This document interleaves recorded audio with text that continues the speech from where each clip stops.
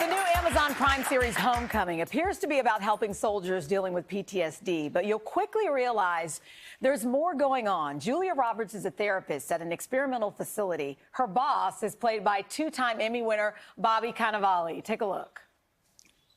How did he see you? What? His temperament, his demeanor, how was he feeling? I mean, he said he felt great. Well, there you go.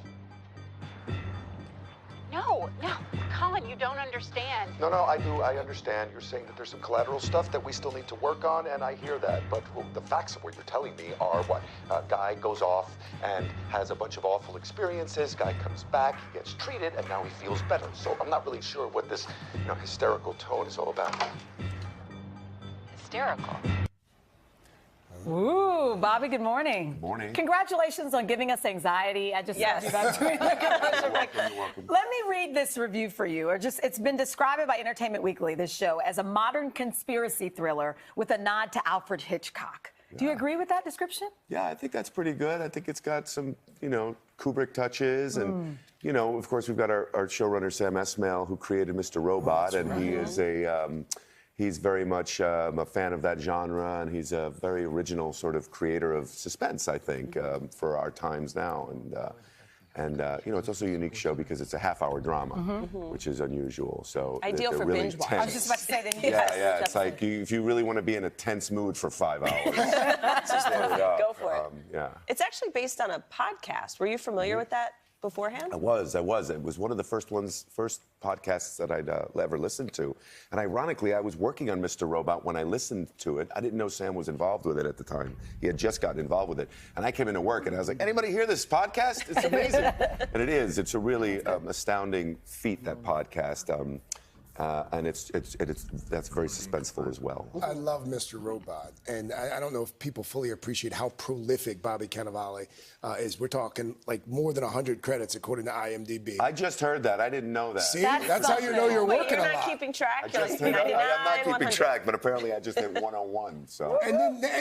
As I understand it, next year you're working with Melissa McCarthy on this comedy. Yeah. You're in some sort of crime thriller with Martin Scorsese directing, Robert De Niro. Yeah. How do you pick your roles these days? How do you decide what to do and what not to do? I really just look at who's offering. I want to work with certain people, and so it's a no-brainer if Martin Scorsese calls and asks you to come in and work with him. And I did this movie with Edward Norton that he wrote and directed, and so it's very easy to say yes to those kind of jobs. And, I'm trying to do different roles all the time. And now I've got these two babies, so now it's now I have them to take into account. How old are they now?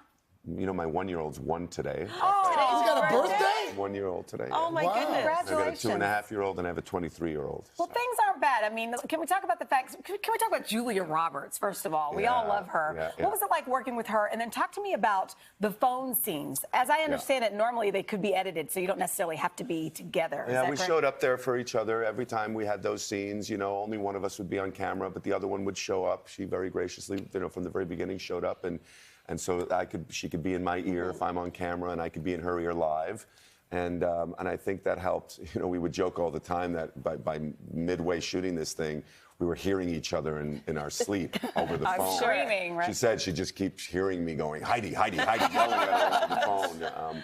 But she's an amazing actress, and there's a reason why people love her. Oh, yeah. And have loved her for decades. Yeah. And just in case you weren't doing enough or weren't busy enough at home with the kids, you're on Broadway. Oh, yeah, I'm doing a play on Broadway. that. That's 8 why I didn't nights a shave, week? by the way, not because I'm lazy. We're not going to judge. I'm us doing a about that play show. with Dan Radcliffe and Daniel Radcliffe and Cherry Jones called The Lifespan of a Fact. It's at Studio 54. Oh, that's and cool. it is a very, very exciting new play. It's only 85 minutes long, so come and see us. Congratulations. Thank you for talking with us Thanks today. for having me. Let's give him a round of applause. He's doing a brilliant project. We should mention Homecoming is produced by our sister company, Universal Cable Productions, and it's streaming now on Amazon Prime Video.